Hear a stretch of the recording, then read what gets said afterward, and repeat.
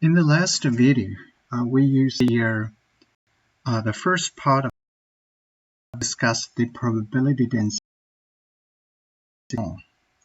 and that the meaning of the probability density. It has two words in it.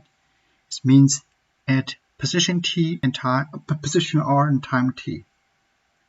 And if you multiply by the volume, so this becomes the density. It has no unit. One thing that we did not get a chance to discuss, if you have great mesh, which means you just like small unit and small element, then your probability times the volume part will become delta x, delta y, delta z, like this. In this video, we're going to spend the next few minutes to explain the probability density itself does not necessarily belong to the quantum mechanics. In fact, in the classical physics, we also can use probability density. And this is something entirely different from many textbooks.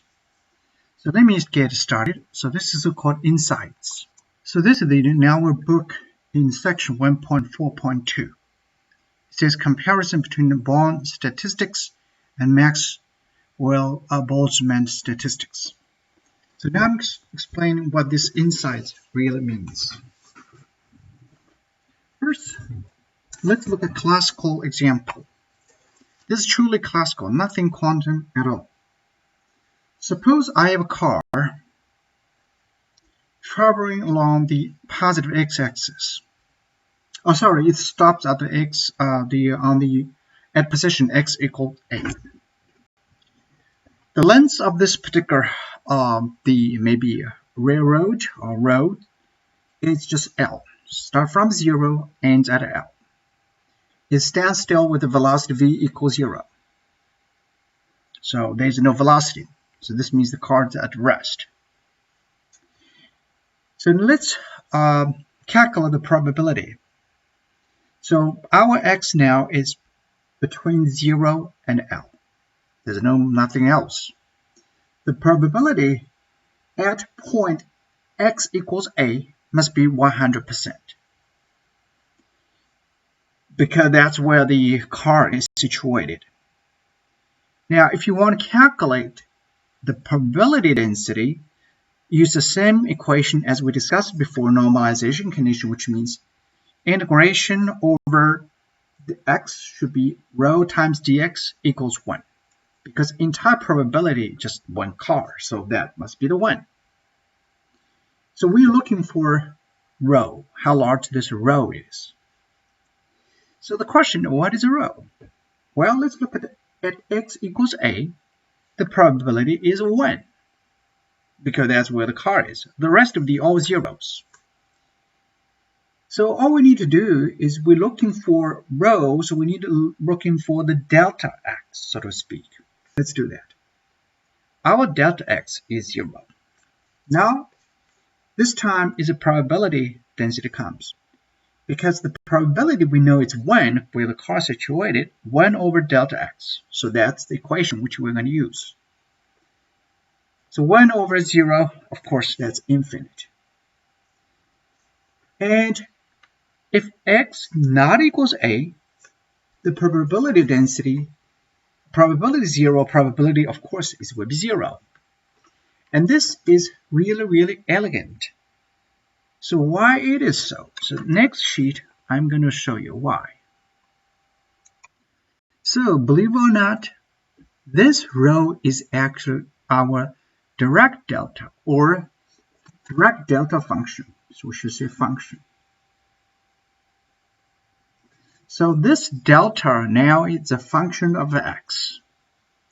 To be more precise, our delta of x should be written at a delta x minus a. Delta function is defined as follows.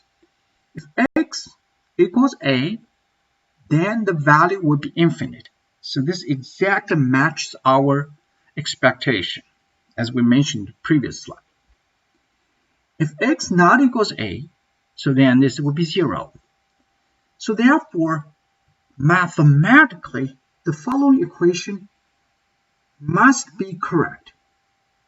The following equation must be correct. If you do the integral from 0 to L, so we rest these all 0, so the only terms that remain is x a. This should be minus a. So I missed minus a here. I'm going to use a different pen to show you a little clearly. So this should be x minus a. Let me write down here. Rho up the delta minus a. So this part should be like this. So when we do the integral, it must be equals 1 because that's where our equation is. Look, so this is the definition of the probability. Probability just equals the density in the probability density integration over the dx. So we replace this rho by direct delta x minus a. So that's where we get that. So the units of delta of x has a unit. It's 1 over the x. If x is the meter, will be 1 over the meter. You see, it's completely consistent now what we discussed previously. In quantum mechanics, we use the wave function. In classical world, we actually can calculate it in this way. Now we have 2 exercises for you to work on. Exercise number 1. Calculate the average value of x. So this particular symbol representing this equation here. That's integral and rho of x and dx from 0 to L. And are you being able to calculate x squared? More important exercise the following. What about if the column now moves at the constant velocity v? What is this rho is all about? Think about it. So we'll talk to you guys next time.